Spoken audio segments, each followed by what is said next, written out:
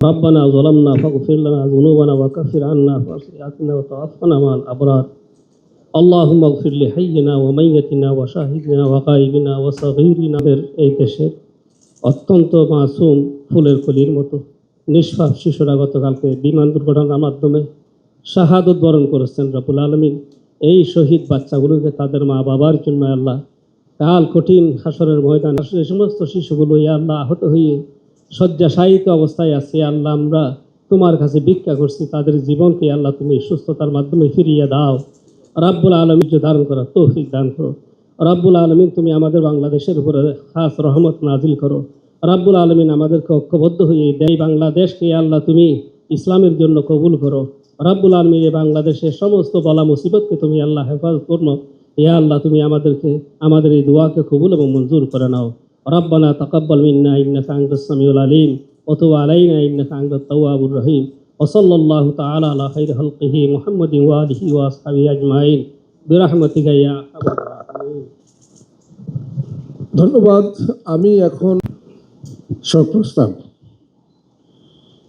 আমরা জাতীয় ঐক্যমত্য কমিশন এবং জাতীয় সনদ প্রণয়নের লক্ষ্যে চলমান আলোচনায় অংশগ্রহণকারী রাজনৈতিক দলসমূহের নেতৃবৃন্দ গতকাল সোমবার 21শে জুলাই 2025 বাংলাদেশ বিমান বাহিনীর প্রশিক্ষণ বিমান উত্তরের মাইলস্টোন স্কুল অ্যান্ড কলেজের একটি ভবনে বিধ্বস্ত হওয়ার ঘটনায় গভীর শোক প্রকাশ করছে। এই মর্মান্তিক দুর্ঘটনায় নিহত শিক্ষার্থী শিশুসহ সকলের আত্মার মাগফিরাত কামনা করছে। দুর্ঘটনায় নিহত এবং আহতদের পরিবারের প্রতি গভীর সমবেদনা প্রকাশ এবং আহতদের দ্রুত সুস্থতা কামনা করছি। আমরা দুর্ঘটনায় নিহত এবং আহতদের পরিবারদের ক্ষতিপূরণ প্রদানের জন্য এবং সম্পূর্ণ সুস্থ না হওয়া পর্যন্ত আহতদের সুচিকিৎসার নিশ্চয়তা প্রদানের জন্য সরকারের প্রতি আহ্বান জানাচ্ছি। এই দুর্ঘটনার কারণ অনুসন্ধানে যথাযথ তদন্ত এবং এই ধরনের দুর্ঘটনার পুনরাবৃত্তি রোধের জন্য প্রয়োজনীয় ব্যবস্থা গ্রহণের লক্ষ্যে পদক্ষেপ গ্রহণের জন্য সরকারের কাছে দাবি জানাচ্ছি। 22শে জুলাই 2025। এক্সট্রিম মশার কয়েল প্ল্যান্ট ফাইবার দিয়ে তৈরি, ডেঙ্গু চিকুনগুনিয়া বাহি সহ যে কোনো মশার বিরুদ্ধে দেয় এক্সট্রিম সুরক্ষা। আজকের দিনটি এক হচ্ছে গত বছর এই সময় এক ভয়াবহ পরিস্থিতির মধ্যে সংগ্রামের মধ্যে আমরা ছিলাম। এক বছর পরে আজকে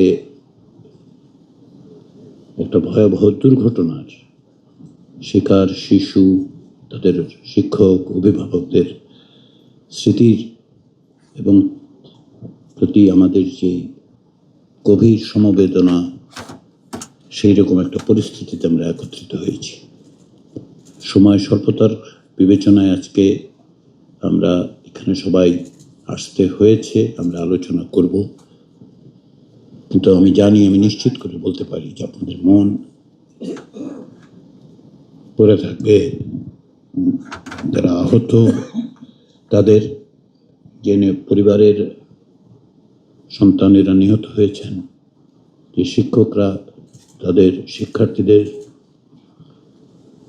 পাশে দাঁড়ানোর চেষ্টা করেছেন, তাদের কাছে এরকম একটি সংকটময় মুহূর্তে আমরা আমাদের প্রত্যেকের জায়গা থেকে যেন চেষ্টা করি যারা আহত হয়েছেন, যে সমস্ত পরিবার সন্তান হারিয়েছেন, নিকটজন হারিয়েছেন, তাদের পাশে আমরা যেন দাঁড়াতে পারি।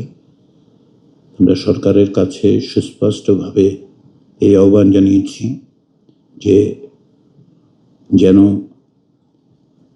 নিহত পরিবারদের ক্ষতিপূরণের ব্যবস্থা করা হয়, যে ক্ষতি অপূরণীয়, কোনো ক্ষতিপূরণ কোনো অবস্থাতেই সন্তানদের ফিরিয়ে আনবে না। আমরা দাবি করেছি যে সুচিকিৎসার ব্যবস্থা নিশ্চিত করার জন্য এবং সর্বোপরি আমরা মনে করি এই দুর্ঘটনার জন্য যথাযথ তদন্তের মাধ্যমে নিশ্চিত করা দরকার যে কী কারণে এই পরিস্থিতি হলো, কী কারণে এতগুলো শিশুকে প্রাণ দিতে হয়েছে, এবং যেন ভবিষ্যতে এইরকম পরিস্থিতি না হয় সেটা যেন রাষ্ট্রের পক্ষ থেকে, সরকারের পক্ষ থেকে ব্যবস্থা করা হয়। আজকে কিছু বিষয় আমরা আলোচনা করব, সেগুলো আরও দ্রুততার সঙ্গে সিদ্ধান্তে আসতে পারে, সেজন্য আপনারা সহযোগিতা করবেন। সবাইকে ধন্যবাদ।